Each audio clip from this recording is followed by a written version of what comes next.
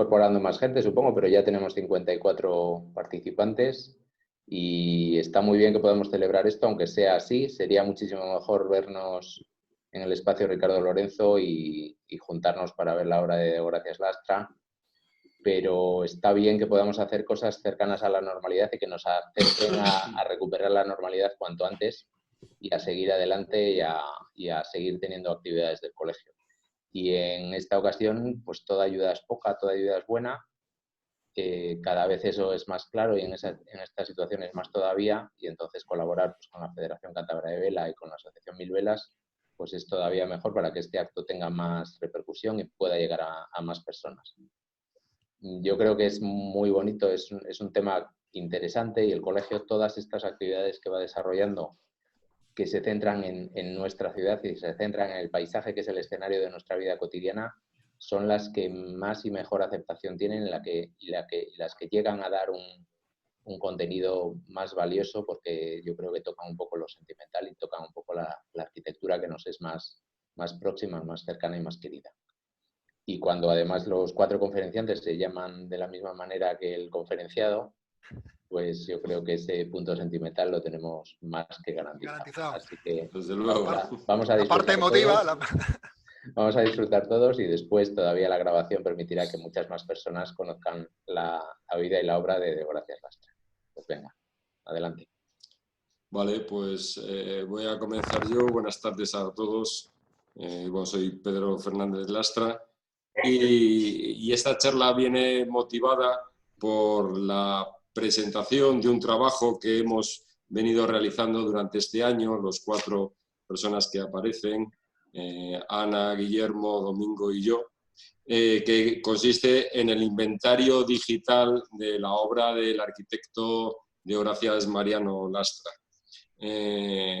Forma parte, está enmarcada en un proyecto que colabora la Dirección General de Patrimonio Cultural del Gobierno de Cantabria y el Colegio de Arquitectos, cuyo fin primordial es difundir, dar acceso, en este caso digital, al patrimonio arquitectónico de Cantabria, de los cuales ya hay varios temas y arquitectos colgados en la página web del Colegio de Arquitectos y ahora se ha sumado este nuevo que hemos realizado sobre Mariano Lastra. Previamente a iniciar la charla, pues oye, quisiéramos agradecer primero a quien nos ha cedido la plataforma, nos ha permitido, nos ha posibilitado acceder a través de la red a todos vosotros, la plataforma de digital que nos ha cedido, como comento, la Federación Cántabra de Vela y la Asociación Cultural Mil Velas. También en la parte de agradecimientos, pues incluimos a quien nos ha dejado y nos ha permitido acceder a información, como son los archivos municipales, especialmente el de Santander y Laredo, el de Santander y Torrelavega, que son los que más hemos consultado. También en estos inicios reconocer la labor y dar las gracias a Chema Pastor por su libro sobre Riancho y Lastra, que nos ha aportado mucha información y ha abierto una vía de conocimiento y la cual hemos aprovechado sustancialmente. Y finalmente, pues un recuerdo, en este caso, a quien ya fue el principal impulsor, que fue Ciuco Lastra, el hijo de Mariano Lastra, el padre de Domingo y Ana, nuestro tío, que en compañía de otros jóvenes en ese momento, arquitectos colegiados como eran Antonio Navarro, Jesús Molinero, fueron los que empezaron a ordenar el archivo personal de Mariano Lastra y del cual también nos hemos valido para continuarlo. Ya comenzamos. Mariano Lastra es un arquitecto que pertenece a una generación en los que la vida está íntimamente ligada a la evolución de su obra arquitectónica. Casi no se concibe una cosa sin otra y las fases que va teniendo su arquitectura corresponden a las fases que ha tenido, los hechos históricos y sociales que han ocurrido durante su vida. Por lo tanto, esta charla, entonces, con este planteamiento la hemos querido dividir en tres partes. Una que es su vida, la presentación de su biografía, que es la que voy a desarrollar yo ahora. Una segunda parte que es la que va a presentar Domingo, que va a consistir en la contextualización arquitectónica de su obra en tanto los movimientos nacionales como europeos. Y finalmente Ana va a hacer una breve reseña de las obras más importantes que hemos incluido dentro de ese inventario a modo de ejemplo. Mariano Lastra nace en Santander en marzo de 1889, o sea, finales del siglo XIX y casi comienzos del siglo XX.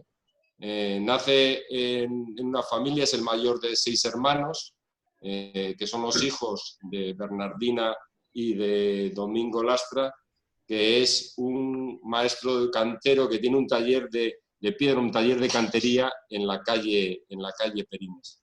De joven trabajará en... Pasa la diapositiva, Pedro. Sí, sí, claro, a todos. Estamos ya aquí. Comenzamos esto. Este es el retrato de Mariano Lastra que hace su hijo Ciuco sobre el año 35-36. Este es Domingo Lastra con su hijo mayor, Mariano. La primera foto que tenemos de él. Y ya de joven Mariano Lastra es aprendiz, trabaja de aprendiz, no sabemos si los veranos o de una manera más continuada en el taller de cantería de su padre. Pero por lo que fuera, por sus dotes como alumno o su capacidad de dibujo, parece ser que le recomiendan, el propio maestro le recomienda a su padre que le permita continuar los estudios, con lo que consigue finalmente en el año 1908 acudir a la Escuela de Arquitectura de Madrid. Hay un periodo ahí intermedio en que no se sabe por qué él no prosigue los estudios, pero le retoma sobre el año 12 para ya acabarlos, como veremos, en el año 18. Este es Mariano Lastra con sus compañeros en la Escuela de Arquitectura de Madrid en esa época. Aquí le vemos también, si está este de aquí.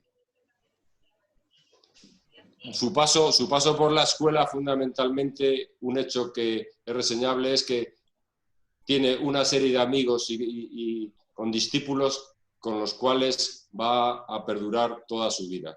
Estos son 5 de los principales amigos, asimismo se llaman la Mano Negra.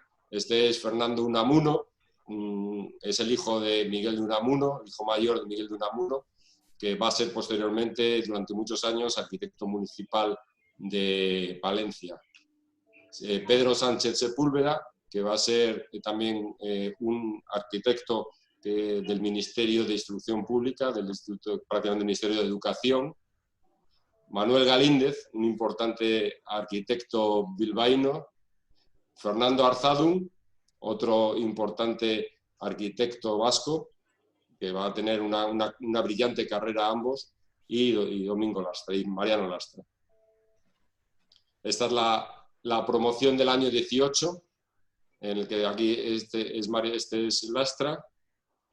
Este es Moncho Lavín del Noval, que es el hijo de Valentín Lavín del Noval, que es los de Santander, es más joven que él. Lastra es el mayor de todos. Galíndez, otro importante arquitecto, Rafael Bergamín, que va a ser amigo suyo también durante toda su vida.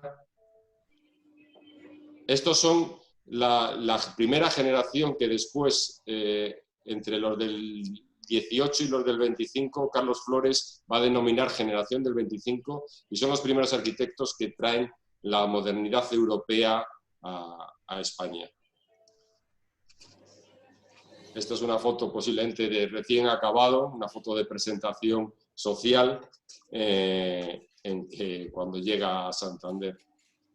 Esta es una foto que se ha conservado muy mal, pero le vemos que tiene que ser sus primeros años de estudio en Santander, en la que posiblemente él empieza a trabajar en la calle Perines, en Villa Bernardina, la casa familiar, hasta el año 28 o 30, que viene a Fernández de Isla, donde tendrá su estudio durante toda su vida. Pensamos que es de esa época porque este es el Banco de España, y por alguna otra imagen, aquí como anécdota está Jesús de Monasterio. Y esta es la foto, una foto familiar de la familia Lastra López sobre el año 1925, en el que vemos a Mariano Lastra con sus padres, Bernardina y Domingo, su hermano Celito, José, con su mujer Pilar, la mujer de Mariano, nuestra abuela Cecilia, y los 4 hermanos que quedan, que son Laura, Ina, Juan y Serafín. Empieza a haber ya los primeros nietos, posiblemente este sea Ciuco, quizás Mingo, Domingo, Cecilia, nuestra madre Chicha. Este es en la calle, como momento en la calle Perines. Él comienza su actividad profesional, ya lo comentará luego Domingo, acabando las obras de Leonardo Rucabado, colaborando con otro arquitecto local que es Eloy Martínez del Valle y teniendo también él su propio despacho. Esos años de profesión, de comienzo de profesión entre 1918, que acaba la carrera, y el comienzo de la Guerra Civil en el año 36, van a ser de una gran actividad profesional, como luego comentará Domingo, pero también de una gran actividad en la ciudad, una actividad social, de una gran inmersión en la vida social de la ciudad. También, esto por ejemplo, posiblemente es una comida de algún homenaje a raíz del Ateneo Popular, y esa intervención en la vida social tiene también una faceta como la labor educativa, en la cual él con su conciencia mantiene que es una de las herramientas de desarrollo para una sociedad, que le lleva a tener una gran implicación en el Ateneo Popular. El Ateneo Popular, del que es presidente desde 1927 hasta que se exilia en Francia en el año 37. Y de otra manera, también de una manera paralela, empieza en el año 31 una actividad política dentro del Partido Republicano Socialista, Partido Republicano Radical Socialista, siendo concejal desde la formación. Bueno, antes que eso veo otra foto, por ejemplo, de su actividad cultural. Este es el homenaje que se hace al doctor Madrazo, que está aquí con Matilde de la Torre, y él haciendo la presentación en la Vega de Pas, en el homenaje al doctor Madrazo, como comento, en la Vega de Pas. Y volviendo a la actividad política, él es concejal en el primer ayuntamiento del republicano el 14 de abril del año 31, es teniente de alcalde, en algunas ocasiones ejerce de alcalde, hasta que en distintas épocas, hasta el comienzo de la guerra. Este compromiso político que ha mantenido tiene, por ejemplo, su reflejo en que es es un miembro de la Junta Central de la Incautación, Protección y Conservación del Tesoro Artístico. En julio del 37 le nombran. Dura poco porque en agosto del 37 tiene que irse al exilio a Francia. En el 25 de agosto del 37, en el barco que capitanea su hermano Serafín, este Gánguil, el Arraos, salen de Santander y llegan a Burdeos, donde pasarán varios años. En ese periplo, esta es una foto de esa salida de Santander, le acompañan pues su hermano Juan, su hermana Ina, su hermano Serafín, va también su hijo mayor Ciuco. El resto de la familia ya ha salido de Santander hacia Francia un mes antes. Le acompaña también Valentín Azpilicueta, su hijo Javier. pasan un tiempo en Francia, este es en la playa de Biarritz, Juan, Serafín, Mariano, nuestro tío Pepe, uno de sus hijos, en los cuales, bueno, tampoco es el momento, siempre ha habido tuvieron una gran impronta familiar esos años en Francia, en el exilio, que ha dado para múltiples conversaciones que los nietos y los sobrinos hemos escuchado toda la vida. Esta situación durante estos 4 años va variando, desde algunos familiares y los hijos que empiezan a volver a España. Bueno, este es el salvoconducto que tienen que mantener en Francia, en el que están los hijos. Unos hijos se dispersan, unos hijos van a Inglaterra, recogidos por asociaciones de exiliados y de gente que apoyaba a la República, en París, pero ya te digo, poco a poco van volviendo a España, otros como sus hermanos Serafín y Juan. Esta es la salida de la estación de Burdeos hacia La Habana, hacia Cuba, van a ir a La Rochelle, coger un barco hacia La Habana y hacia Cuba. Serafín volverá con su familia. Los 2 hermanos, como anécdota cuento que se casan con 2 hermanas de las hijas de Valentín Azpilicueta, con María Luisa y Ángeles, y Serafín volverá en los años 50 a España y Juan permanecerá con su familia ya para siempre en México. No volverán. Mariano Lastra ya se queda solo en el año 40-41, ya se queda solo con Ciuco, con el hijo mayor, y se plantea el ir al exilio, a seguir su exilio en otros países. Bergamín le llama desde Venezuela para que vaya a Venezuela, pero vemos que, por ejemplo, este es la ficha para poder ir a Brasil. También pide permiso para ir a México, pero finalmente en abril del año 41 pregunta y consigue desde Marsella. Yo creo que pensamos que muy influenciado por la muerte en Marsella de su amigo que estaba con él, Ricardo Bernardo, el pintor Ricardo Bernardo, deciden volver a España, En el año, como veis, en el año 42 es rehabilitado tras un proceso, una depuración política, que tiene que pagar una multa y una incautación, pero en el año 42 es rehabilitado y puede volver a ejercer su labor de arquitecto.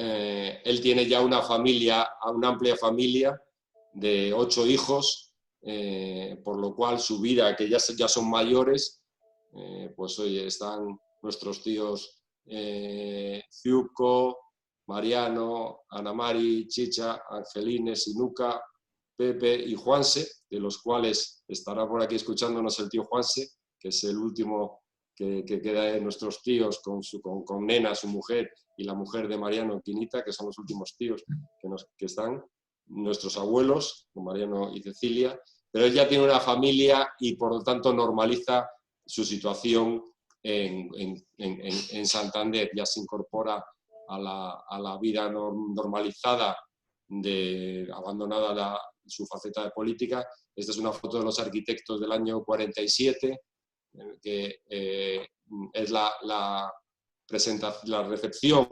una fiesta de los arquitectos a la primera arquitecto que hay en Santander, Cristina Gonzalo. Tenemos aquí a Moncho Lavín del Noval, Javier González Riancho, Ramiro Sainz, Luis Labat, Jesús Gutiérrez, su primo Alfonso Lastra, Mariano Lastra, Hernández Morales y Gabriel Torriente, Manuel Bringas y Juan José Resines. Son los arquitectos, la vieja generación y la nueva generación que está llegando a Santander. Otra foto ya de esa vida en una prueba de carga en la Covadonga, en la extranjería de la Covadonga.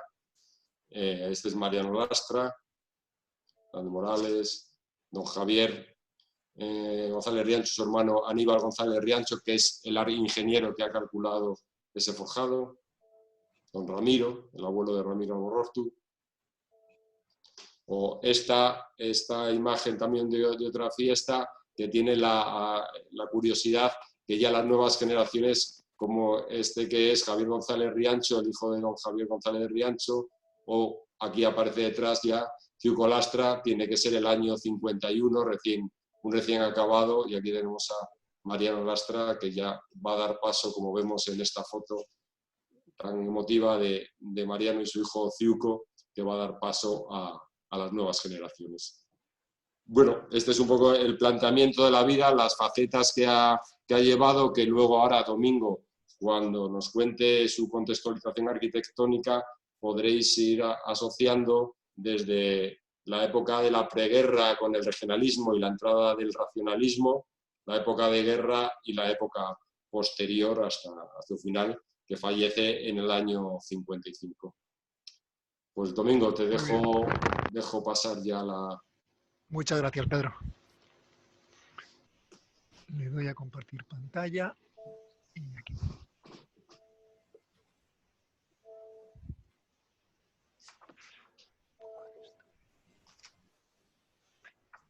A ver si se coloca en presentación. Ahora. Bueno, ya se ve, ¿no? Bueno, pues esta primera imagen quiere reflejar el panorama de la arquitectura con la que ha sido formado Deogracias, ¿no? Una arquitectura, una formación enciclopédica en el que la elección del estilo para cada situación o para cada proyecto es a conveniencia del arquitecto, que en razón del carácter del edificio o del uso va a escoger un estilo u otro, bien por el lugar, bien por el contexto cultural o bien por la manera de recrear esa función. Entonces, en ese aspecto, la formación del arquitecto en ese periodo es una formación muy exhaustiva, con un gran carácter de oficio, con una gran formación de dibujo, con una gran formación en el uso y empleo de todos los elementos de la composición clásica, en todas sus partes constructivas y en todas sus componentes, no solamente como recreación exacta de los estilos, sino también en la capacidad de interpretar esos estilos, ¿no? Lo que llamamos el eclecticismo, ¿no? Ese uso libre de los estilos aplicados a cada situación.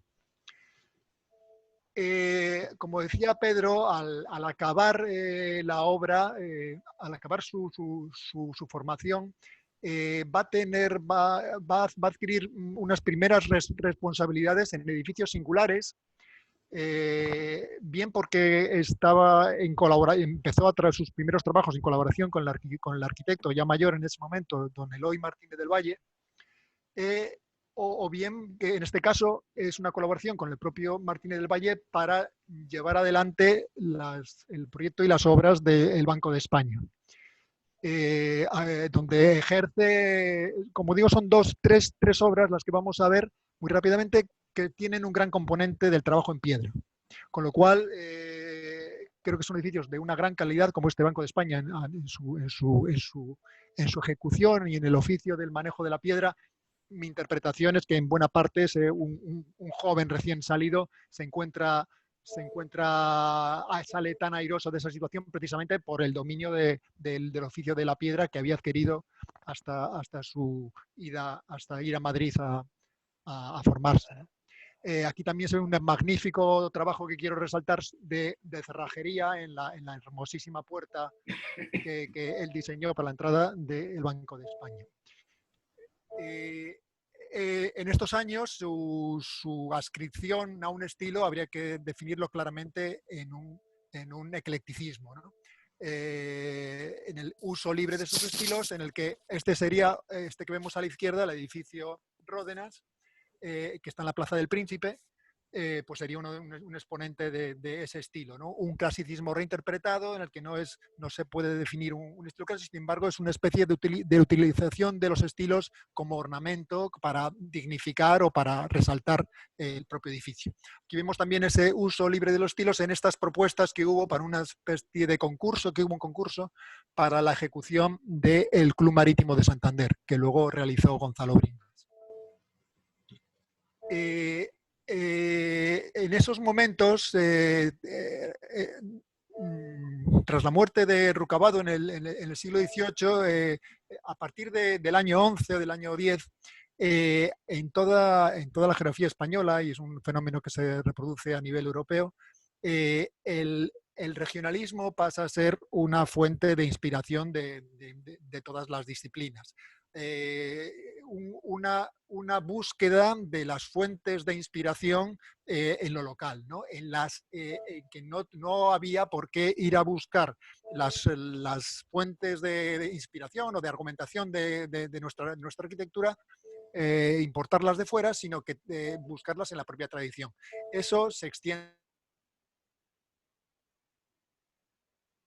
tan nombrados como el propio Manuel de Falla, Guridi, Turina, Isaac Albéniz, influenciados por este hombre, Felipe Pedrell, que el primer gran musicólogo español y que y fue profesor de todos ellos.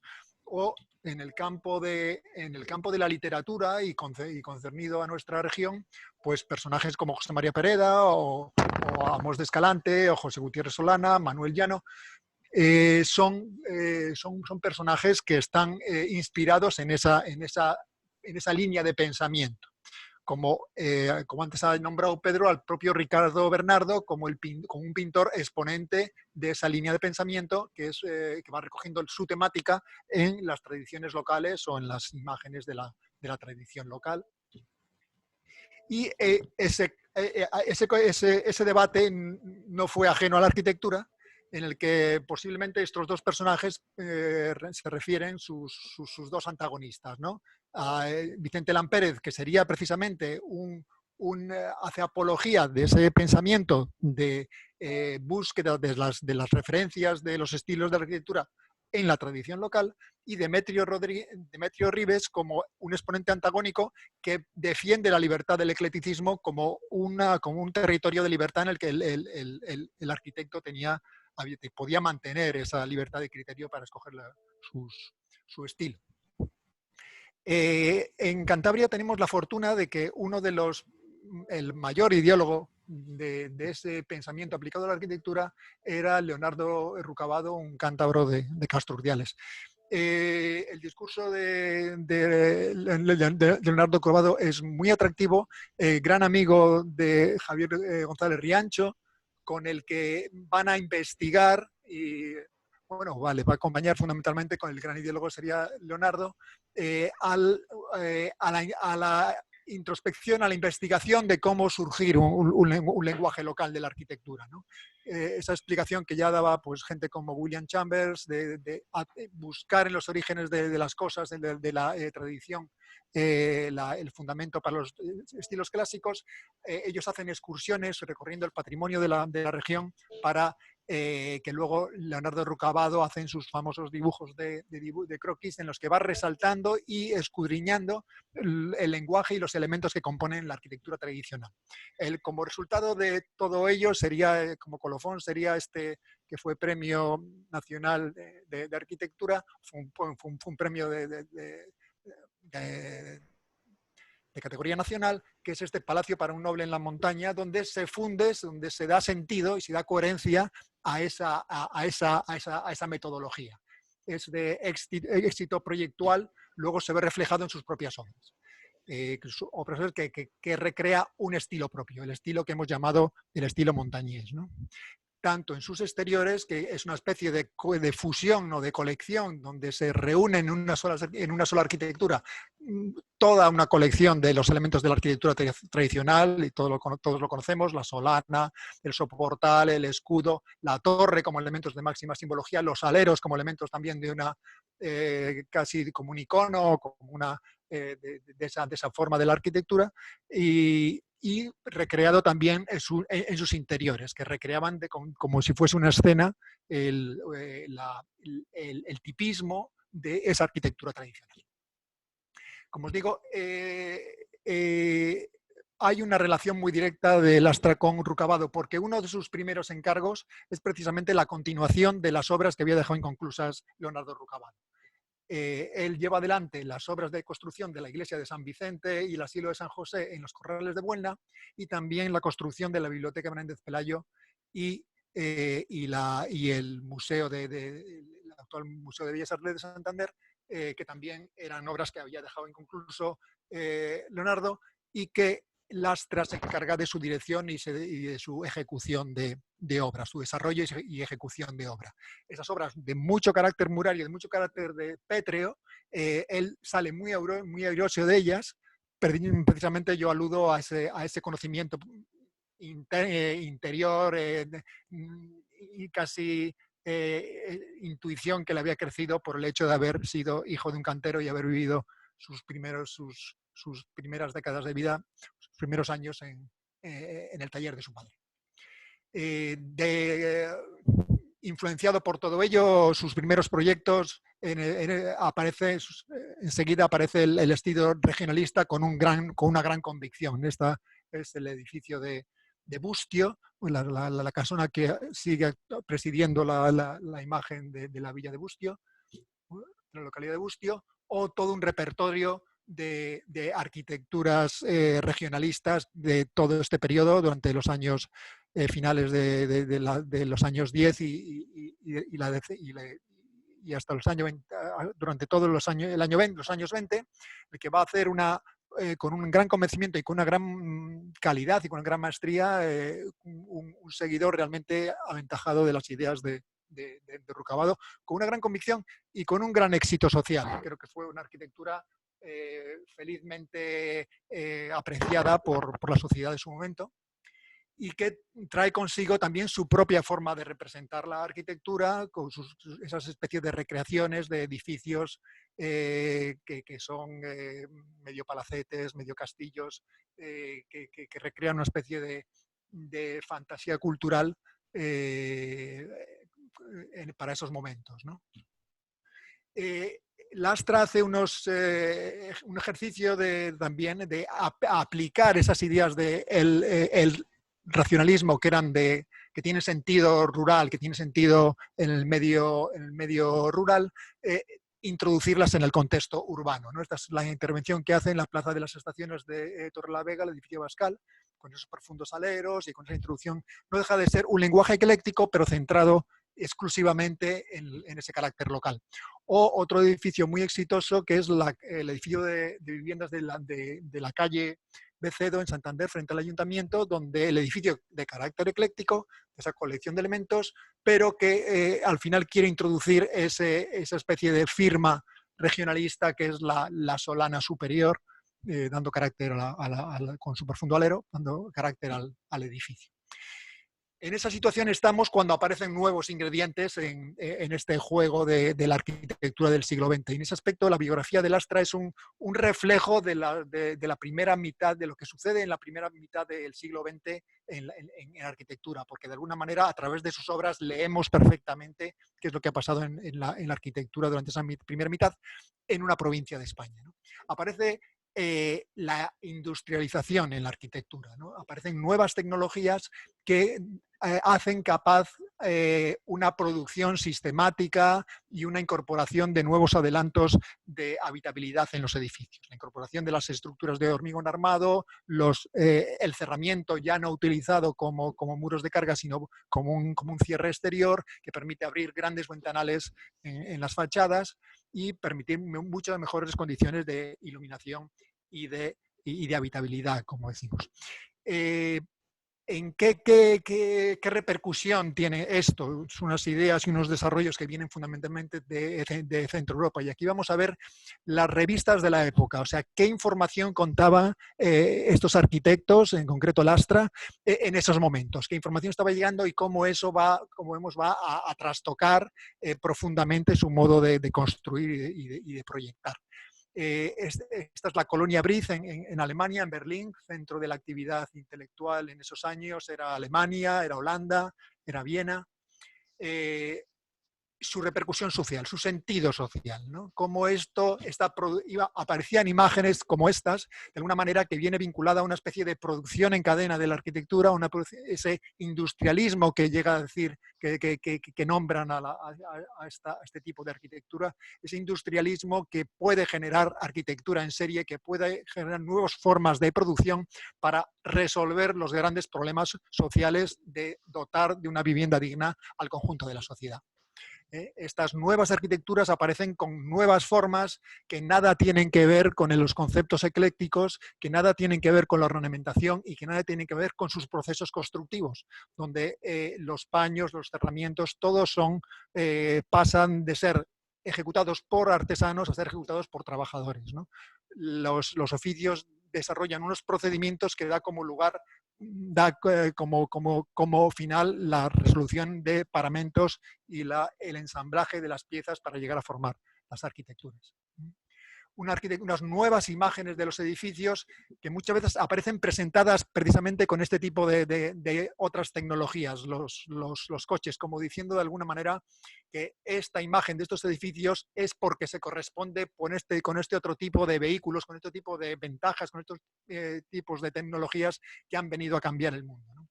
Aquí estamos viendo y la incorporación de esas nuevas tecnologías dentro de la propia vivienda. La famosa cocina Frankfurt, que viene a resolver los problemas funcionales del interior de las viviendas, ¿no?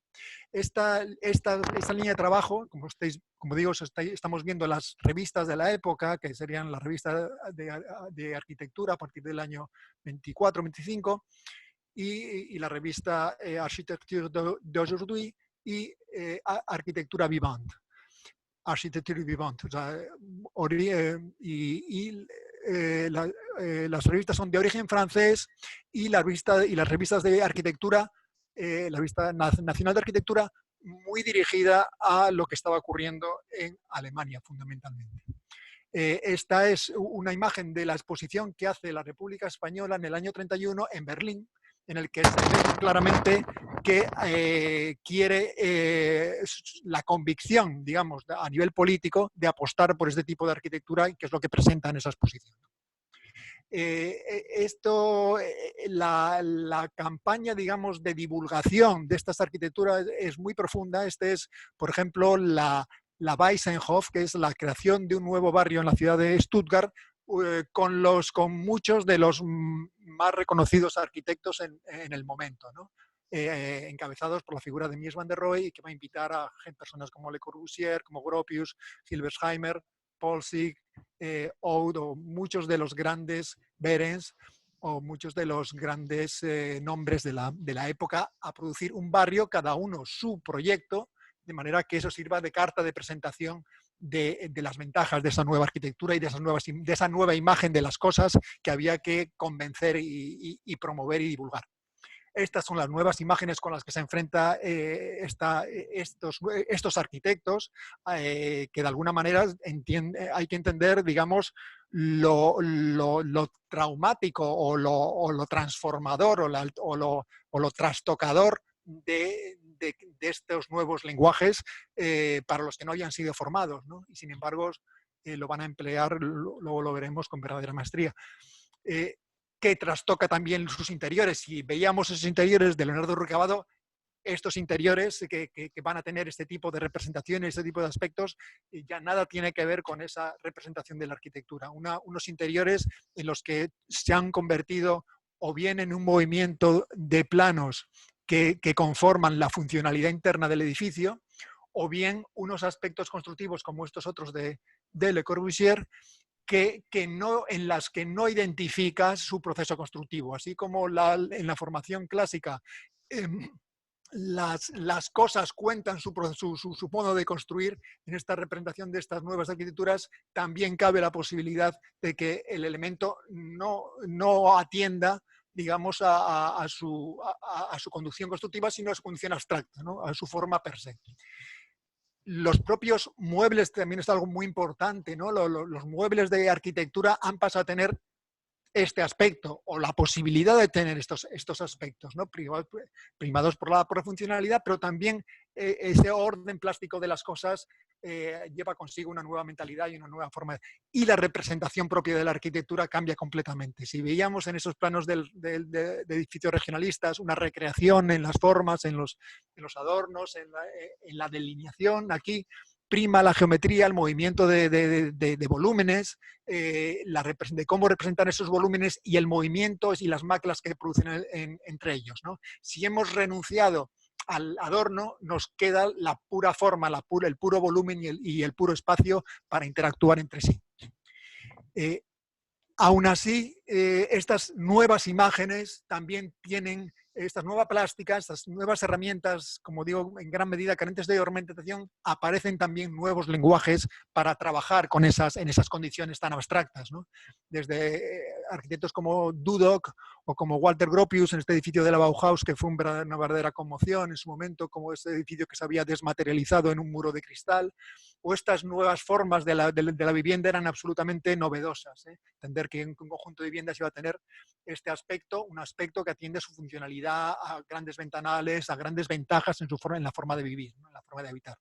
Y en ese panorama estaban inscritos en ese momento, en los años 20, finales de los años 20, estos arquitectos, ¿no? Este es un pequeño concurso de arquitectura que aparece en la revista Arquitectura, en el que este es el desglose de los posibles participantes, desde personas que están trabajando en un estilo estrictamente clásico, como digo, la misma propuesta, personas que apuestan con un estilo vernáculo o de una recreación de una arquitectura tradicional, otros un estilo ya más elaborado, mixto, otro una especie de arquitectura moderna, pero aún inspirada en una cierta tendencia art déco, y esta otra que sería una arquitectura absolutamente abstracta, ¿no? como composición puramente neoplástica o cubista, ¿no? En esas líneas de trabajo, una muy clara para trabajar con estas formas abstractas es el estilo Art Deco. El estilo Art Deco tiene una gran influencia como que sería la manera de imbuir a esas formas de una dinámica, ¿no? de una movilidad en el que tenga una especie de vida propia, de vida dinámica, que es lo que se va a enfatizar a manera del movimiento mecánico de cualquier elemento casi automovilístico o de barco. Entonces, en ese sentido dinámico, la representación de las representaciones del Art Deco en estos carteles se ve claramente cómo definen incluso a las propias personas casi como si fuesen expresadas como si fuesen la carrocería de un coche, ¿no? Absolutamente, digamos, abstraídas y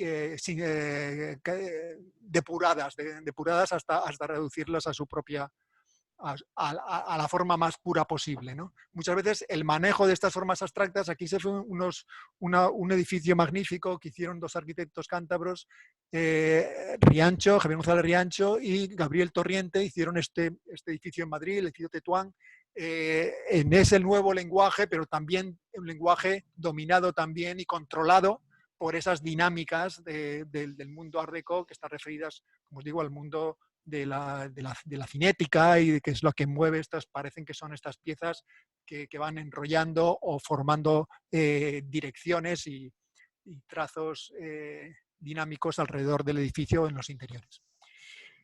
Hay otros caminos mucho más abstractos. La línea alemana se podría decir que es una línea que en gran medida apostó por los lenguajes más abstractos y que es otra línea de trabajo en la que ya no se escriben tanto esos movimientos, sino las formas de per se, ¿no? Las formas de la arquitectura, los cuadrados de la arquitectura se van componiendo el propio edificio. Cómo digiere este mundo Lastra, rápidamente Lastra, yo creo que en ese sentido social fundamentalmente se adquiere, se une con convencimiento a esa posibilidad.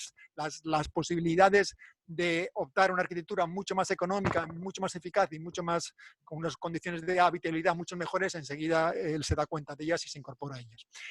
En primera instancia, a través de un lenguaje más de tipo Art Deco, que le posibilita, digamos, resolver todos estos problemas de encuentros, de fachadas, y de dotarle casi de un sentido orgánico al edificio que de alguna manera va a expresar las relaciones entre las formas de una forma dinámica, ¿no? Ese desarrollo del lenguaje moderno cada vez lo va a hacer más escueto, más limpio, lo va depurando, las formas se vuelven más, los volúmenes se vuelven más puros y más limpios, como este edificio de la calle Hernán Cortés, con estos edificios geminados. Las composiciones en plantas también se vuelven complejas, van resolviendo problemas cada vez más complejos para resolver esos problemas de habitabilidad. Y se va, como os digo, se va depurando ese estilo Art Deco hasta el punto ya que se llega a una gran abstracción. Posiblemente nunca se renuncia a ese sentido dinámico de las cosas, como esta casa de la ciudad jardín en Santander, con ese ala que vuelve sobre sí misma para parecer una especie de vuelo de ala de avión. O este sentido de esta casa Pacheco que se perdió, que estaba en el Paseo de Reina Victoria, que aún mantiene esos lazos horizontales que van cosiendo la fachada entre un lado y otro, ¿no? Este sería uno de los grandes momentos de máxima pureza en ese desarrollo. Esta casa de la calle Alcázar de Toledo, donde la composición prácticamente ya se ha reducido al uso y manejo de esos volúmenes en la fachada, a los encuentros, a las maclas, de esos volúmenes en esa fachada, ¿no? Creo que es una verdadera, a nuestro entender, igual creo no pecar de nieto, creo que es una joya de la cultura arquitectónica que tenemos en nuestra región, que deberíamos de conservar como el valor cultural que tiene unido a ello, ¿no? Y yo creo que otro de los momentos mágicos de esta arquitectura es el pabellón que hizo para la isla de La Torre, en la playa de la Magdalena. En este caso, con un sentido, dentro de la cultura Art Deco yo lo incluyo, pero con una mucho mayor depuración, y también adscrito a otra de las grandes líneas de trabajo para resolver la plástica de la arquitectura moderna, que es la arquitectura náutica, ¿no? La arquitectura en el que casi aerodinámica, se puede llamar, o hidrodinámica, referidas casi como al puente de un gran transatlántico o de un gran navío. La arquitectura náutica como expresión plástica por sí misma y con un sentido de verdad, ¿no? Dentro de un barco nada puede ser superfluo, nada puede ser de más, todo es imprescindible dentro de un barco. Otro de los magníficos ejemplos de esa depuración progresiva de las formas es el edificio Ateneo Popular, perdón, actual Ateneo de Santander. Previo a la guerra había dos Ateneos, el Ateneo Popular y el Ateneo de Santander. Sobrevive solamente el Ateneo de Santander después de la guerra, y el Ateneo Popular era, como decía Pedro, el que había sido casi 10 años presidente el propio Lastra, ¿no? Y que este edificio se hace por aporte ciudadano, pues, por suscripción. ¿Cómo, Pedro? Suscripción. Por acciones. Sí, digamos, por acciones, de manera que de manera voluntaria los ciudadanos se podían sumar hasta su construcción. Yo creo que es la historia de hacer las cosas así, de luego es un ejemplo del compromiso ciudadano hacia su propia cultura. O este proyecto que no se llevó a cabo, que estaría más o menos por la calle San Fernando, que era el edificio que proyectó para el edificio de la Federación Obrera Montañesa, y que no deja de ser un gran antecedente del Ateneo como programa más ambiciosa, y como ese punto de encuentro que veis, ese sentido casi dinámico de esa fachada que se va aumentando su tensión en la esquina para que brote esa torre como si fuese la proa de algo, ¿no? De un elemento dinámico. La aplicación de esa arquitectura moderna da lugar a unas soluciones de una gran imaginación. Y vuelvo al origen que hace 10 años antes de estas propuestas o 15 años antes de estas propuestas había sido educado en el sentido más clásico de los términos, y la importante renuncia que supone el haber abandonado cualquier tipo de, digamos, ornamentación para referirse solamente al proceso constructivo, y con qué imaginación es capaz de sintetizar y de abstraer el lenguaje para llegar a resultados tan espectaculares como este pabellón de la Granja Poch, que se hace, si no me equivoco, en Torrelavega, o estas escaparates o estas tiendas que hizo bastantes en Santander y Torrelavega. El último y tristemente desaparecido, la confitería Gómez en el Paseo Pereda, que recientemente fue destruido tristemente, yo creo que por una errónea interpretación del valor patrimonial del conjunto histórico del Paseo Pereda, que no ha entendido que la aportación hecha en estos años era muy importante y que debía de haberse defendido tanto más que la propia intervención original del siglo XVIII.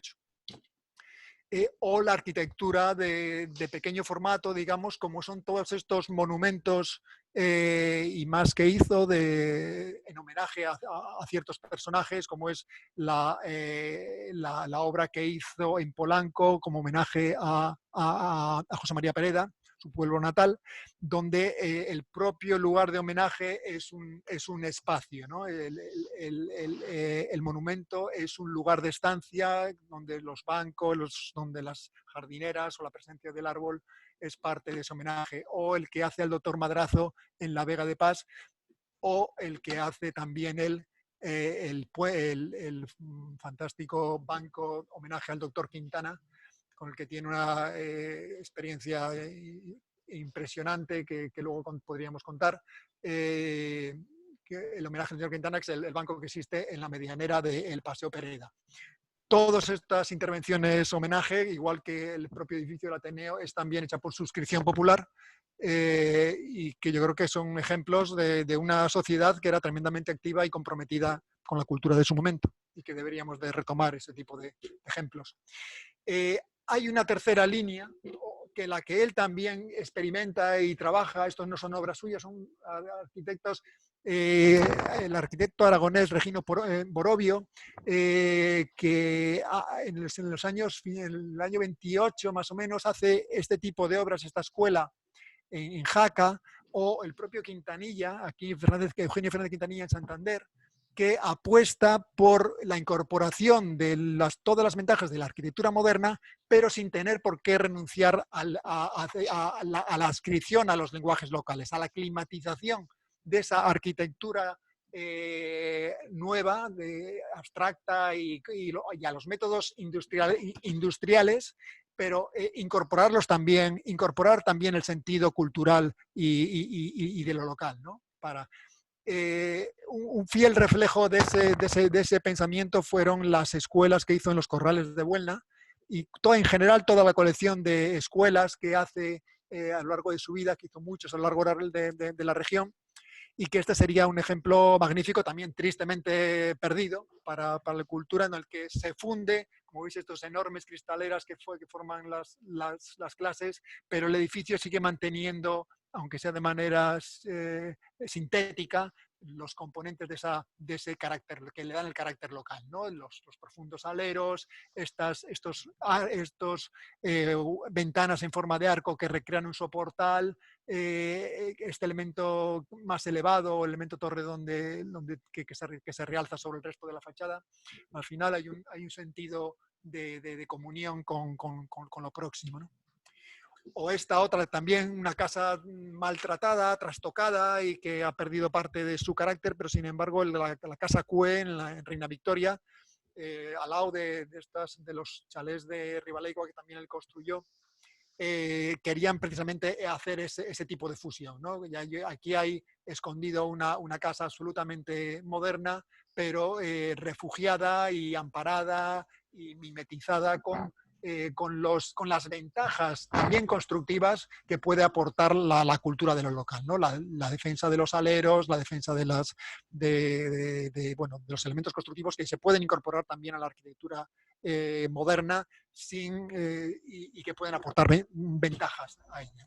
Dentro de esa línea de pensamiento mixta, híbrida, en el que es capaz de convivir ambas nociones, es como desarrolla todo su conjunto de escuelas que hacen a lo largo de la región. Aquí vemos en Soto la Marina, esto creo que es a la derecha arriba Polanco. Polanco, Pedroso, Torrelavega mismo, que es el edificio más grande, en Ganzo, en Torrelavega, este edificio más grande en Torrelavega. Y tiene ese sentido mixto, ¿no? De todas las ventajas de las soluciones constructivas modernas, pero perfectamente imbuido del carácter local. También actividades, proyectos tan interesantes como la ciudad Vergel en Torrelavega también tiene ese carácter rural. Son un conjunto de una urbanización de viviendas de carácter pareado, en el que tienen su pequeña huerta. Entonces, ese carácter doméstico, rural, o sea, rural venido a la ciudad, va asociado también a ese casi sentido entrañable de las soluciones constructivas tradicionales, ¿no? Con sus aleros, con sus galerías, con sus solanas o con sus elementos de... saltamos al otro lado de la barrera, al otro lado de la guerra, y su reencuentro otra vez con la arquitectura. Tras los años de sequía que le produce, digamos, el exilio de la guerra, se incorpora con el proceso de reconstrucción de Santander, donde hace bastantes edificios, numerosos edificios. Uno de ellos, por ejemplo, el edificio de la calle Calvo Sotelo, con esquina a la calle Romayón, en pleno centro de Santander, y vemos la perspectiva. Yo creo que es un edificio cosmopolita, un edificio que quiere recrear el movimiento y el sentido y el dinamismo urbano de una gran urbe, en ese renacer que tiene la ciudad, y que se le quiere dotar de ese carácter animado y cosmopolita como que se quiere incorporar a la ciudad. El edificio no fue debidamente rematado tal como estaba en proyecto, pero es un edificio magnífico en el que ya se condensa, digamos, todas las habilidades adquiridas a lo largo del tiempo, del manejo de los lenguajes clásicos, del manejo de las volumetrías, el manejo de las... Domingo, acércate al micrófono, por favor, que se te oye, de repente se te oye mal. Este es el edificio. Bueno, este edificio Trueba, que también, bueno, viene a contar esas habilidades compositivas, como es enhebrar las ventanas una sobre otra en vertical, para en esa composición clásica, que es de basamento, cuerpo medio, fuste y coronación, pues coser todo a manera de columnas o de bandas esos elementos. Eso que en otras fases de su arquitectura estaban también, pero de una manera mucho más simplificada, en lenguajes mucho más modernos, la vuelta en el proceso de reconstrucción de Santander, que se impone un carácter neohistórico a las arquitecturas que homogenizan todas las arquitecturas de la reconstrucción de Santander, han vuelto los lenguajes clásicos, ¿no? O su no abandono en ningún momento de la arquitectura regionalista. Estos son los chalés regionalistas, y más que hizo, muchos más, que hace tras su vuelta de la Guerra Civil, en su periodo posterior a la Guerra Civil, donde ya se han incorporado otro tipo de tecnologías, otro tipo de formas de hacer la arquitectura, pero que nunca renunció al hecho de que en el medio rural la arquitectura tenía que acomodarse, tenía que aclimatarse al paisaje que iban a habitar.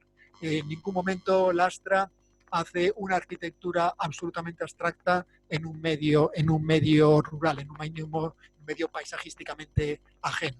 O sea, nunca abandonó el lenguaje de la arquitectura, nunca traicionó a Rucabado a la hora de interpretar cómo se debería de intervenir el medio rural. Su obra, para nosotros, muy entrañable y que de alguna manera es síntesis de sus aspiraciones y su desarrollo es esta pieza que hace para panteón de la familia de su mujer, donde también descansan sus restos, y que no deja, y que es la máxima depuración que posiblemente, si hubiera vivido más, hubiera aspirado a querer, que de alguna manera el haber sintetizado la renuncia total a cualquier ornamentación para que solo quede lo esencial. Este edificio que está resuelto con dos volúmenes que se maclan entre sí, que se abrazan uno a otro, y que solo con un breve gesto de tipografía está ahí la construcción, está la composición, y está posiblemente condensado el drama de toda una vida. Muchas gracias. Me paso, Ana.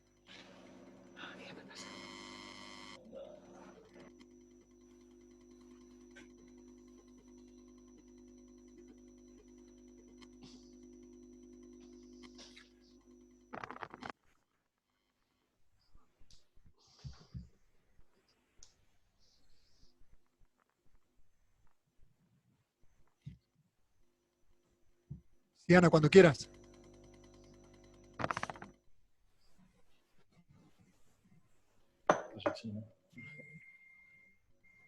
No.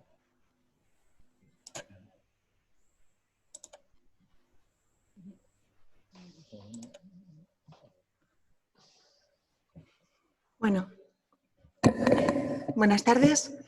Yo soy Ana y a partir de ahora pues, voy a presentar una selección de proyectos significativos de la obra de Deogracias Lastra, que forma parte de las 100 fichas elaboradas y que se encuentran a disposición pública dentro de la página web del Colegio de Arquitectos en el apartado Patrimonio, en virtud del convenio con la Consejería de Cultura del Gobierno de Cantabria para la realización de estudios sobre el patrimonio arquitectónico de Cantabria.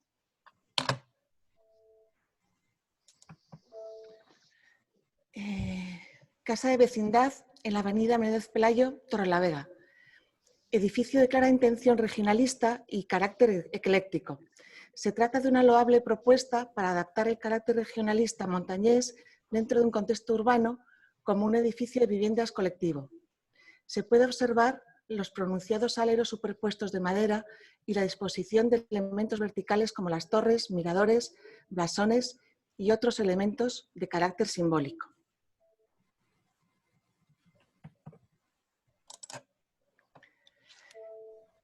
Casa de familia en Bustio.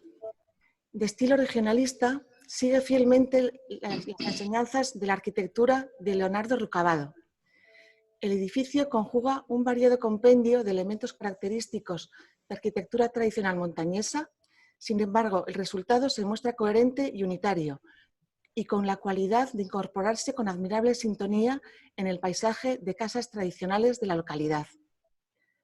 El volumen exterior de la casa es el resultado de la macla o yuxtaposición entre sus partes, sobre el que destaca su torre, elemento de fuerte carga simbólica que en esta arquitectura se trata como un elemento de mirador y estancia de recreo para la casa.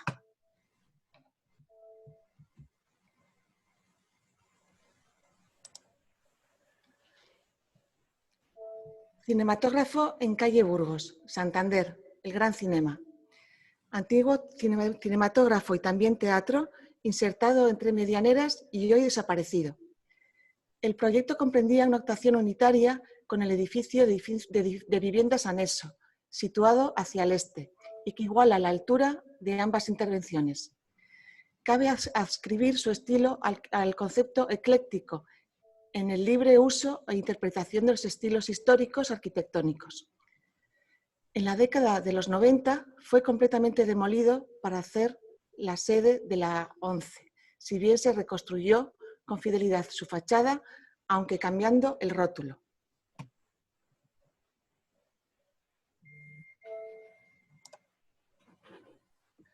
Casa de vecindad en Jesús de Monasterio, Santander. Edificio de composición ecléctica, si bien la galería de forma de madera superior y su potente alero aluden a la forma de las solanas tradicionales, lo que dota al edificio de una imagen claramente regionalista. El edificio despliega en sus fachadas un rico repertorio de motivos arquitectónicos, columnas, arcos, balconadas, galería, una abundancia de motivos que sin embargo forma una composición perfectamente equilibrada y coherente. Esta fachada es uno de los más reconocidos ejemplos de arquitectura ecléctica regionalista del periodo dentro de un entorno urbano.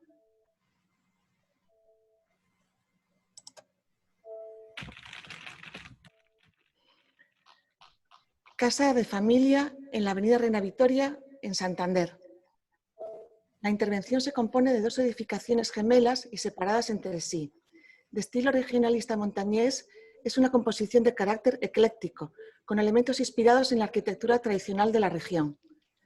Cabe destacar sus cubiertas con profundos aleros de madera superpuestos que hacen destacar las torres de los extremos.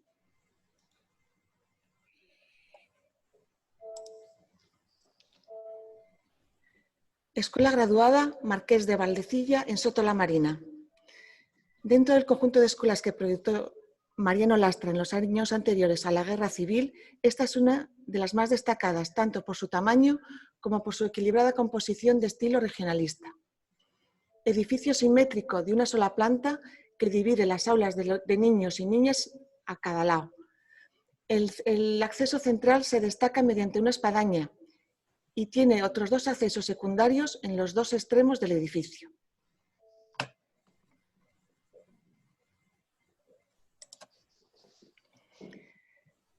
Casa de familia Francisco Palazuelos en Santander.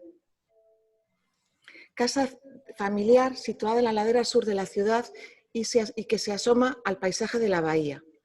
De traza cuadrada, integra en su volumen una diversidad de elementos de la arquitectura tradicional de la región, siguiendo los principios del estilo regionalista. Caben destacar los aleros de madera y la solana que abarca toda su fachada sur.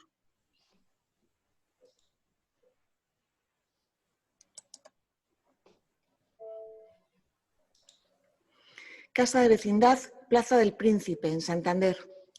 Obra realizada en colaboración con el arquitecto Eloy Martínez del Valle y que comparte y complementa la manzana con el edificio Ródenas que reformó años antes. La intervención reforma una de las antiguas manzanas de viviendas originales del primer ensanche de Santander, construido a finales del siglo XVIII, y que con esta actuación aumenta el número de plantas. Los autores utilizan un estilo próximo a la secesión vienesa, que hace una interpretación geométrica y estilizada del estilo y los órdenes clásicos.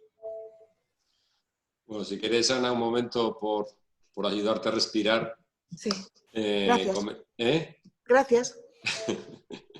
No, comentar simplemente la anécdota. Se ve en el plano de abajo a la derecha los dos edificios, el de la derecha es la Casa Ródenas y el de la izquierda este que estaba comentando Ana, que tiene la circunstancia interesante y que se ve también en las fotos de la parte de arriba, que están construidos sobre una de las casas originales del ensanche que hace Llobet a finales del 18.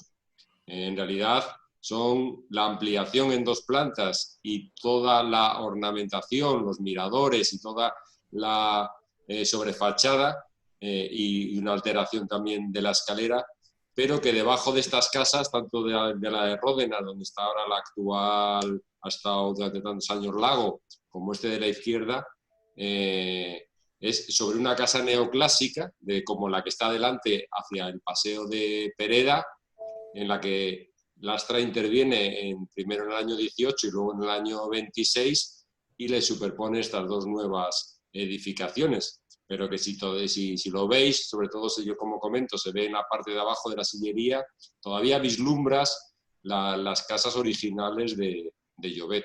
Es un ejercicio muy interesante de intervención que hoy nos pondría los pelos de punta, sería una agresión contra el patrimonio inimaginable y sin embargo ahí está lo que produce la historia.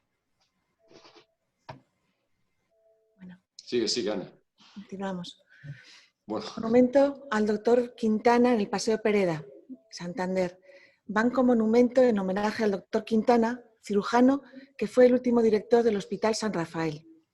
Construido íntegramente en piedra caliza, es de estilo clasicista ecléctico, de geometrías sencillas y líneas depuradas a la manera Art Deco. Composición simétrica orientada únicamente hacia su cara norte, al Paseo Pereda. La zona central queda realzada con un pórtico con dobles columnas cuadradas estriadas que soportan un dintel conmemorativo que sostiene la dedicatoria. Otra vez interrumpirte, Domingo, no sé si quieres comentar algo tú del doctor Quintana o comentamos lo de Valdecilla. Como una... No se te oye, Domingo. No se te oye, Domingo. Perdón.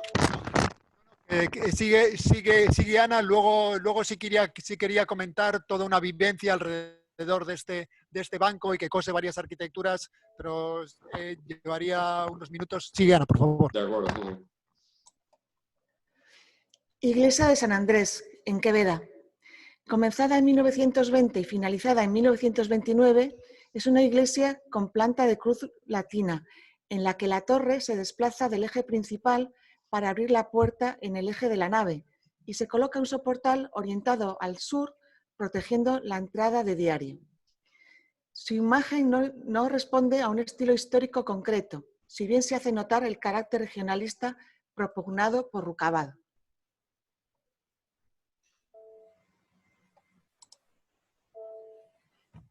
Monumento a José María Pereda en Polanco. Este monumento pretende ser un lugar, un punto de encuentro con el paisaje y con la sensibilidad y el pensamiento de José María Pereda, originario de esta localidad.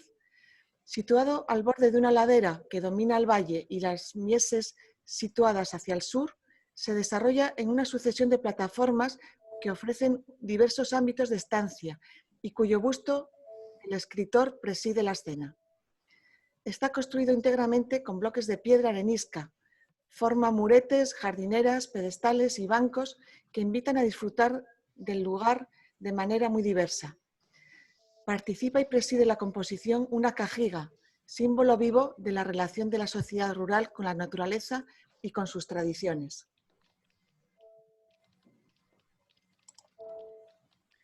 Escuela Unitaria en Duález. Edificio con 2 aulas y 2 viviendas dentro del grupo de escuelas unitarias que realizó por encargo del Ayuntamiento de Torlavega en su municipio. Lastra parte de uno de los modelos de la escuela unitaria de un aula y vivienda que utiliza en otras ocasiones, pero con la particularidad de duplicarlo simétricamente para formar un único edificio lineal.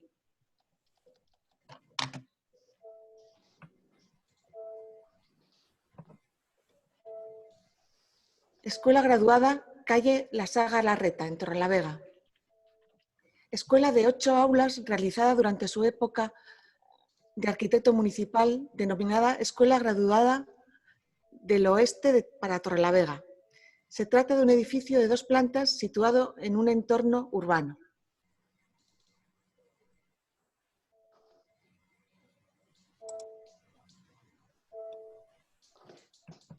Sociedad de Caza y Pesca en la isla de la Torre, Santander.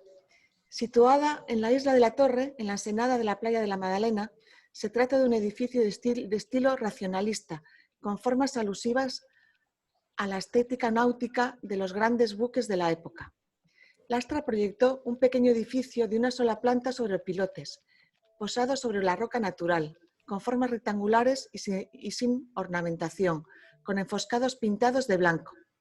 El resultado es una imagen dinámica que refuerza su composición con barandillas de tubos de tipo industrial, como si se tratara del puente y las cubiertas de un barco.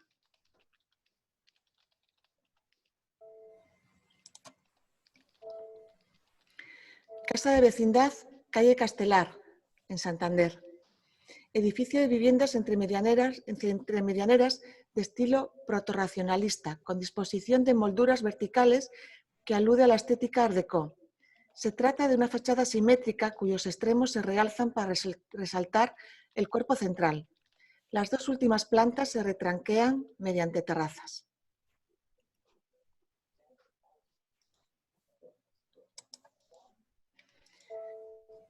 Casa de Familia Reina Vitoria, en Santander.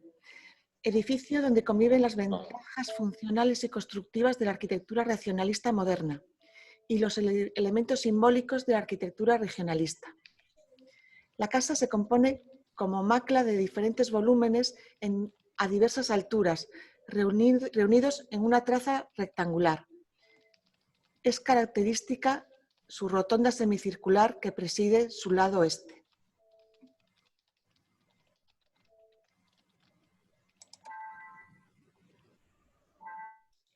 Casa de Vecindad, Plaza Juan Carlos I, en Santander. Edificio en esquina de estilo racionalista, con líneas puras y carente de ornamentación. Su estética se sustenta en la plasticidad de su juego de volúmenes, voladizo en las plantas bajas y retranqueos en las plantas altas. Estos se enmarcan entre dos cuerpos verticales que resaltan la composición de la esquina.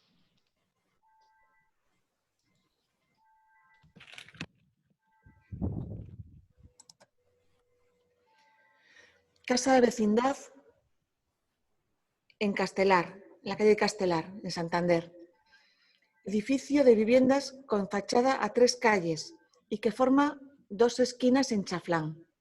De estilo protorracionalista, que incluye elementos compositivos y ornamentales propios del estilo Art Deco, especialmente en las esquinas que se resaltan a manera de torreones con elementos ornamentales de ladrillo visto.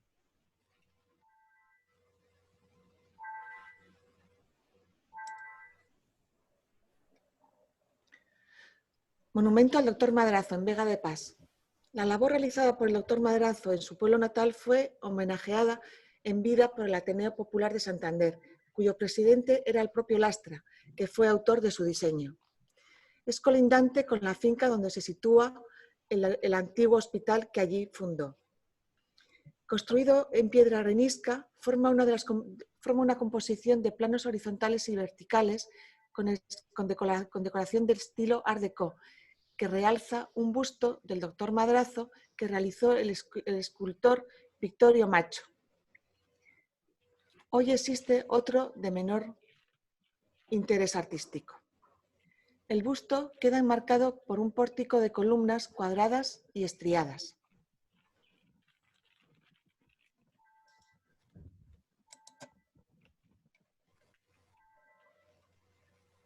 Escuelas unitarias en Odianero.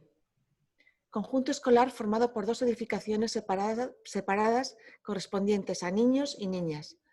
Cada una de ellas se compone de 3 volúmenes, maclados entre sí sobre una traza rectangular, sobre el que destaca la parte central, con 2 plantas dedicadas a la vivienda del maestro.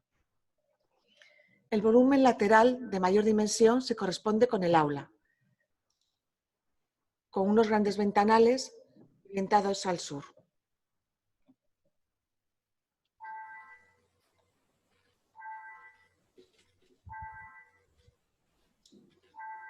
Sede del Ateneo Popular en Santander.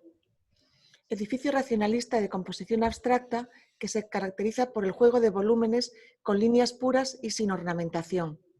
Se compone como una intersección de 2 fachadas, una de ellas curva, siguiendo la alineación de la calle, y la otra recta, cuyo orden de huecos se pretende adecuar al ritmo de los edificios de la calle. La esquina surge como el lugar de encuentro entre ambas. Es importante entender que en el momento en que se construyó fue un edificio absolutamente innovador y su presencia contrastaba con las arquitecturas de su entorno. Sin embargo, el edificio dialoga perfectamente con el lugar. Es un ejemplo de cómo con el lenguaje contemporáneo se puede actuar de forma sensible y respetuosa con el entorno. Fue promovido por suscripción popular por los propios asociados.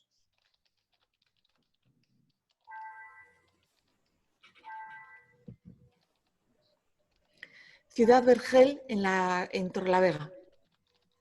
Este conjunto de viviendas pareadas proyectadas por Lastra se incluyen en el presente catálogo debido a la singularidad de su operación urbanística.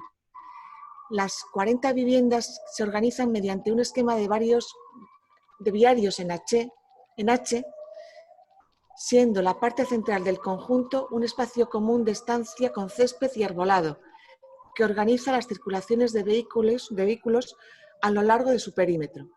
Todas las viviendas se encuentran adosadas 2 a 2 y responden al mismo esquema en planta y volumetría. Cabe señalar también las numerosas reformas realizadas durante los últimos años, que han desvirtuado algunas de las viviendas.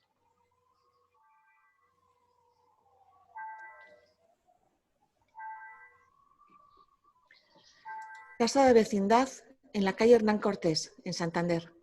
Composición formada por 2 bloques simétricos que abrazan un patio en forma de U, abierto hacia la calle Hernán Cortés, donde se forma un pequeño jardín que da acceso a los portales. El patio queda flanqueado por ambas torres iguales y simétricas. Obra realizada por una premeditada renuncia a la ornamentación, volúmenes sencillos y la aplicación de procedimientos de construcción industriales para una mayor economía, higiene y funcionalidad.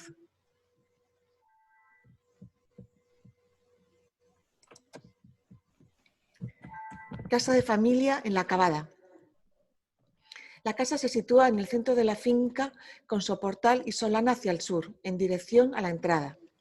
Sobre su traza rectangular se maclan los diferentes cuerpos y los elementos extraídos de la arquitectura tradicional montañesa, que conviven en una sola arquitectura con admirable coherencia. Destacan 2 torres dispuestas entre sí en diagonal.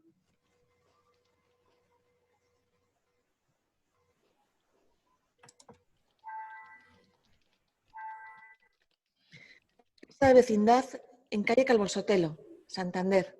Edificio de viviendas entre medianeras y de estilo ecléctico que se corresponde con el periodo de reconstrucción del centro de la ciudad tras el incendio de 1941. La fachada a la calle Calvo Sotelo se compone a la manera clásica en basamento, cuerpo medio y coronación. Dispone 2 cuerpos verticales en ambos laterales que resaltan en su parte central la galería superior y la alineación de huecos con forma de arco en la entreplanta. Cabe destacar la alineación vertical de ventanas que forman bandas, sobre las que se colocan singulares frontones partidos.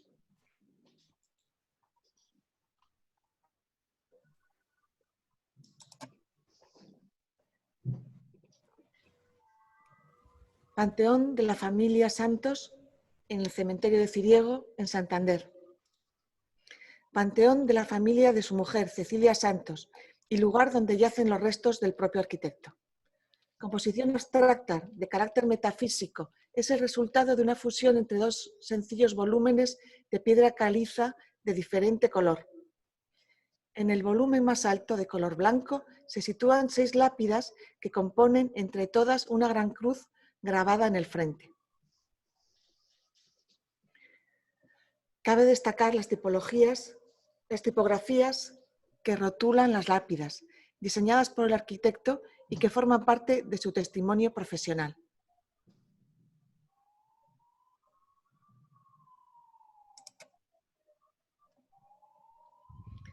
Casa de familia en La Franca. Chalet ecléctico de carácter regionalista que conjuga con un variado compendio de elementos característicos de arquitectura tradicional y que desarrolla 25 años después de sus primeras obras similares.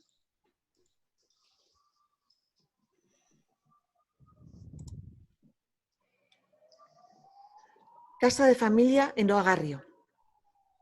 Casa de estilo regionalista que el arquitecto titula montañesa, dando a entender el carácter que pretende corresponder con el entorno rural en que se implanta.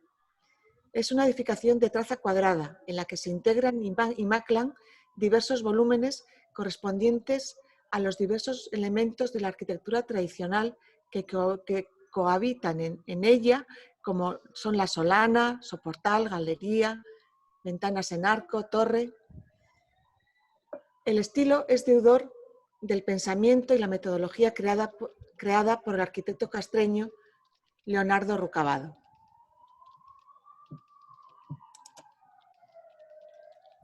Ya vamos terminando, Casa de Vecindad, calle Julián Ceballos, Torrelavega. Edificación de imponente volumen en el centro urbano de Torrelavega. El edificio eclecticista refleja la manera particular con que el autor interpreta los estilos clásicos. Ana, un segundo solo. Como anécdota, la fuente que está abajo a la derecha, en la esquina inferior derecha, que es la fuente de 4 caños, también es un diseño de Lastra durante esa época de arquitecto municipal de Torrelavega. Esa fuente geométrica octogonal. Esta que está aquí abajo. Sí.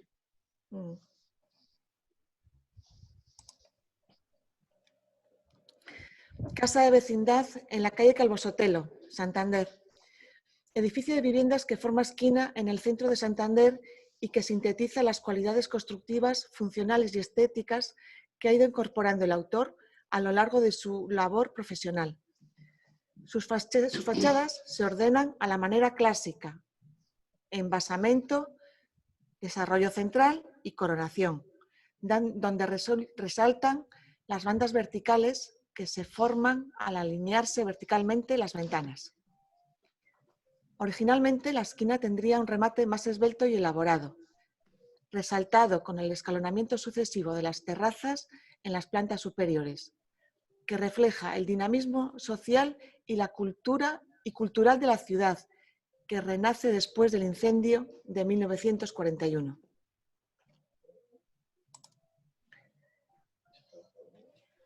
Y con esto hemos terminado. Vale.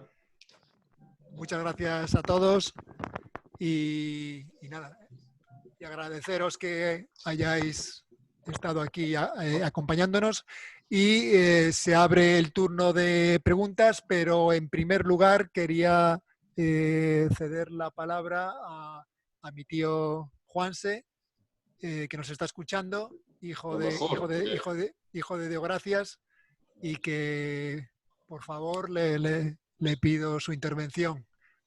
Fernando, a ver cómo...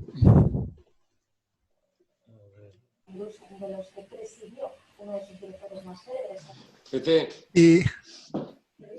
Le voy a avisar. Fernando, no sé si me oyes para poderle darle paso a Juanse. Lo único, para saber cómo está registrado, pues si le puedo abrir el micrófono por aquí. Se llama, ¿cómo se llama? No, es que no lo sé.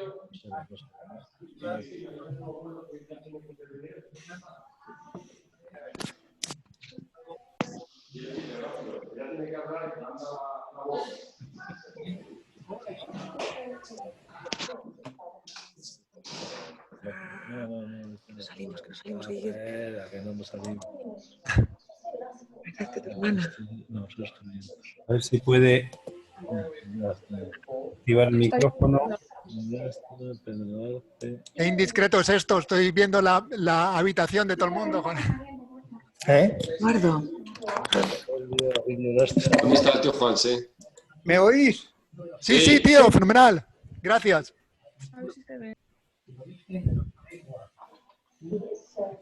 Baja un poco la cámara, tío. Por las 2, el domingo, dentro del espacio conocedor como pocos de romances perdidos. Cristina, que se acerque un poco más al micrófono. ¿Me oís? Ahora. Ahora, oye, sí. Ahora, tío. Lo primero, que no habéis dejado hablar a vuestros dos compañeros. A mí me hubiera gustado ver las opiniones de vuestros compañeros. Vosotros estáis comprados.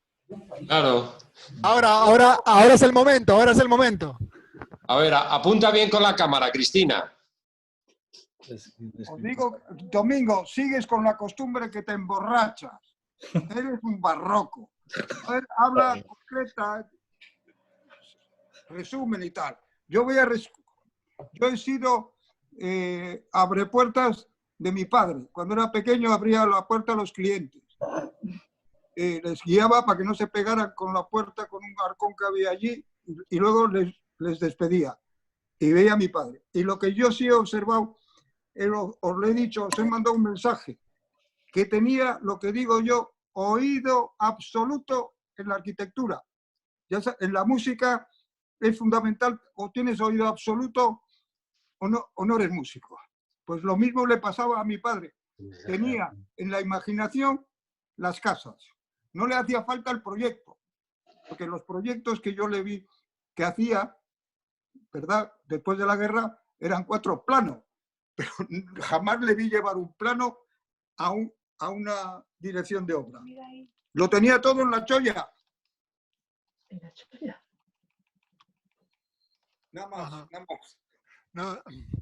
No, en ese aspecto yo creo que en este panorama que hemos estado viendo de su obra es admirable la versatilidad que tiene. O sea, es que no está adscrito a ningún estilo. Digamos, en su propia formación y en sus propias cualidades personales descansa el que sea capaz de salir airoso desde la arquitectura más abstracta hasta la arquitectura más elaborada y digamos, de composición clasicista.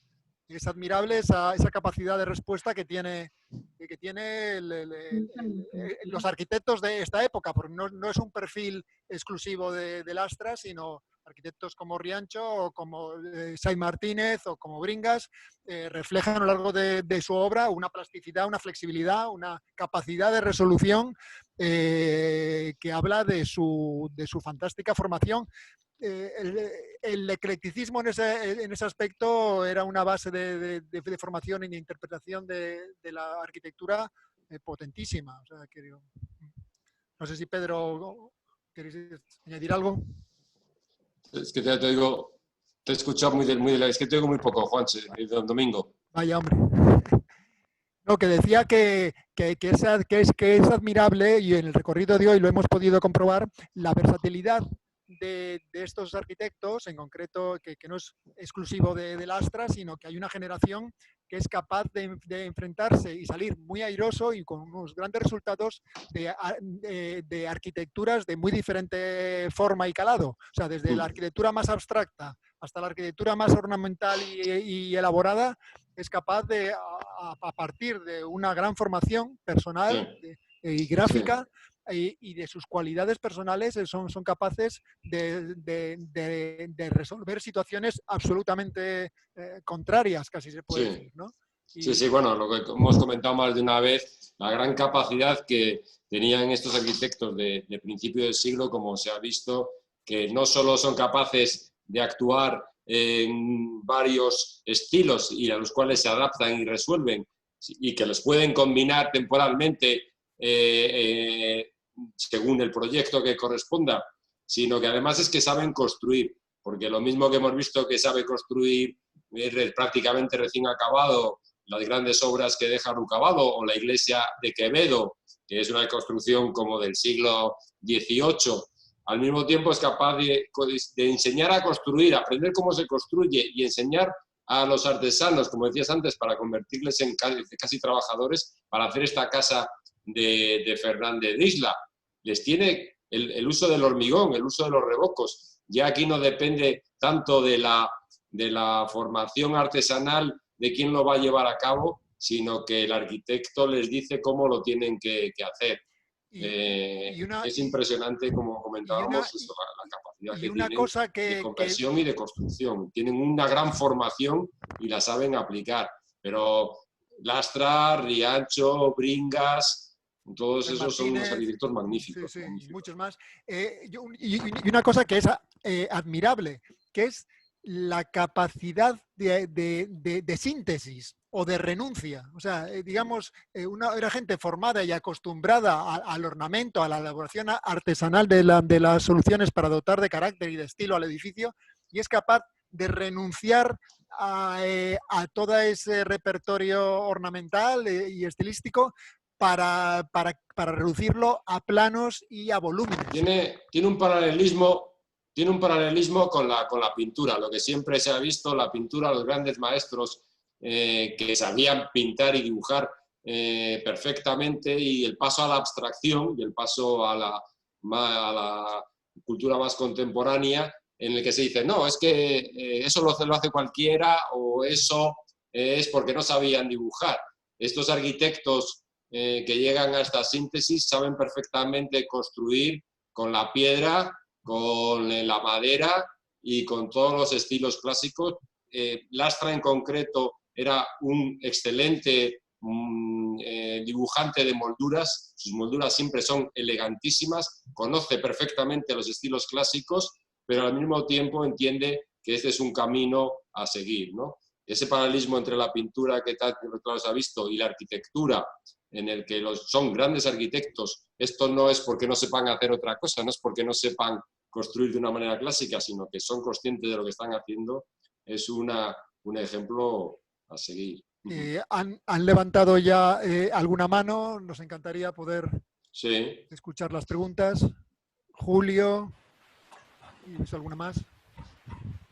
No sé si... Pues se preguntan, por ejemplo... Está Julio con la mano levantada. No sé si quiere intervenir.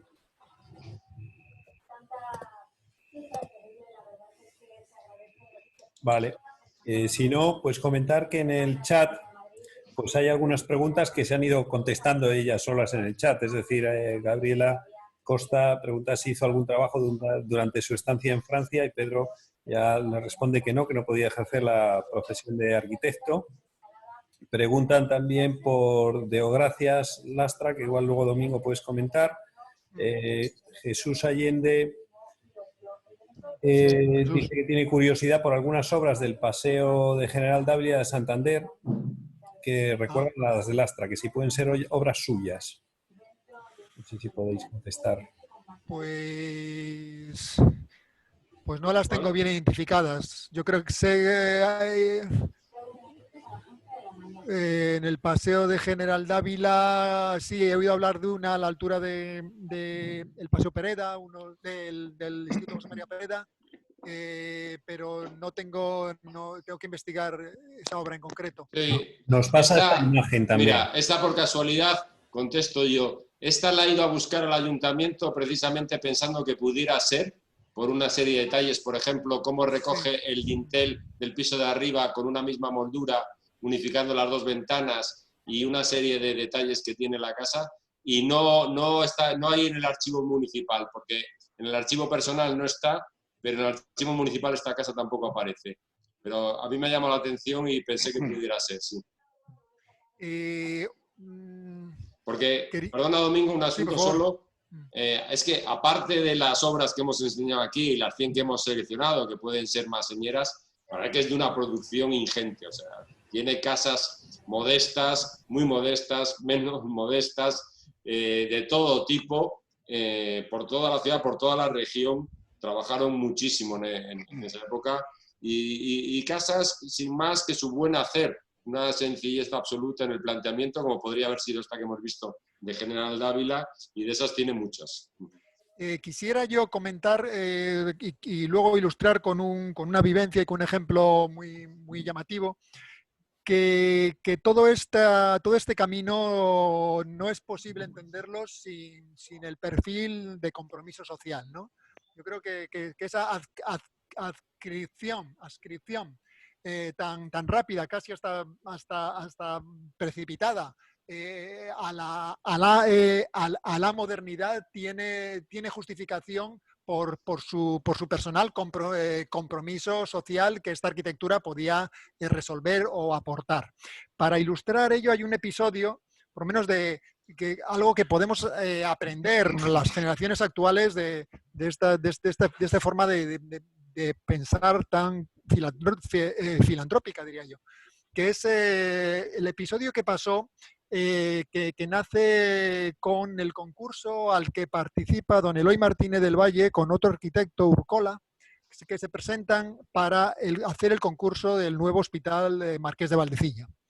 Su propuesta gana el concurso, ellos firman, pero tienen como tercer colaborador en el estudio, en la sombra, a Lastra, y ganan el concurso. Ganan el concurso y elaboran el proyecto y las obras comienzan a ejecutarse. Se había recaudado por suscripción popular más de 1 millón de pesetas de la época para realizar esas obras. El dinero no resulta suficiente o no llega el dinero, la cosa es que falta economía, y es el Marqués de Valdecilla el que pone encima de la mesa el dinero para poder continuar los trabajos. Pero hay un conflicto en el que se quiere hacer el hospital de otra manera, o se quiere que otros arquitectos sean los que hagan esos trabajos o hagan la dirección de obra.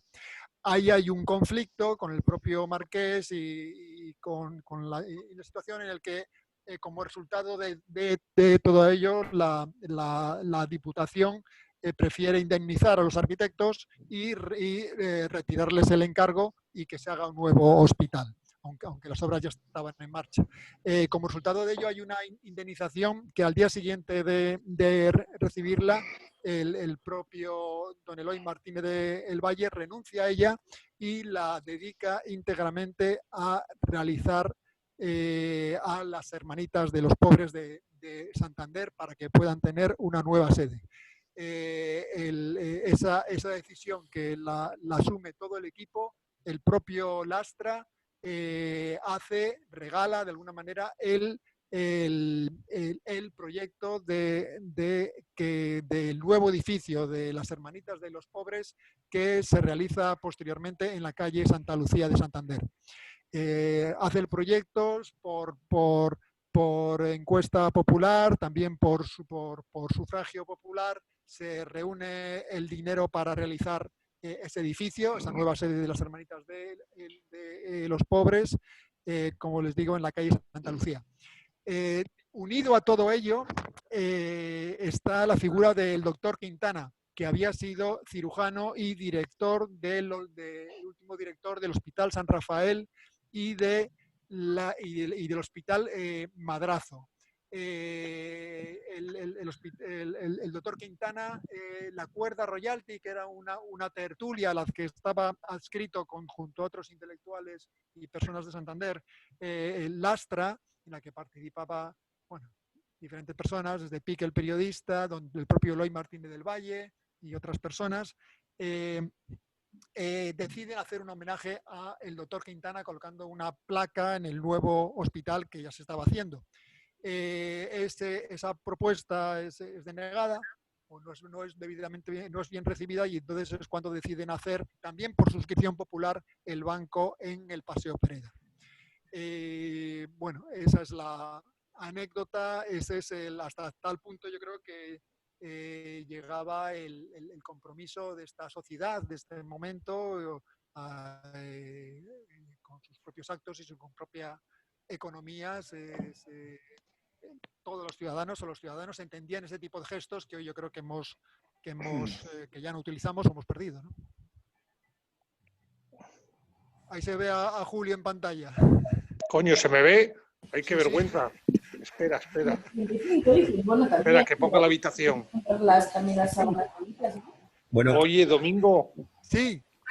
Me ha hecho mucha gracia porque toda la vida, yo que trabajo en Torrelavega y se ve el edificio ese tan bonito de Julián Ceballos, que yo no sabía que era de tu abuelo. El que decía este hombre que la fuente también es de tu abuelo, la fuente que... Sí. Tiene abundante obra en Torrelavega. Ese edificio es muy bonito. Municipal, muchos años. Sí, lo has dicho antes y no lo sabía. Pero ese edificio me he fijado yo toda la vida en él, que es un edificio precioso y no sabía que era de él. ¿De qué año es? Ese edificio pues será de los años... Si los ves así, te crees que son arquitectos distintos, a bote pronto, vamos. Por ejemplo, justo enfrente de ese edificio que hemos mostrado, que está en la Plaza de las Estaciones, justo enfrente hay un edificio de corte, digamos, radicalmente racionalista, pues justo enfrente de un edificio entre medianeras, de fachadas absolutamente lisas, con unos volúmenes, con un volumen central y rematado con dos torres laterales que se corresponde con el periodo más racionalista del Astra. Pues nada.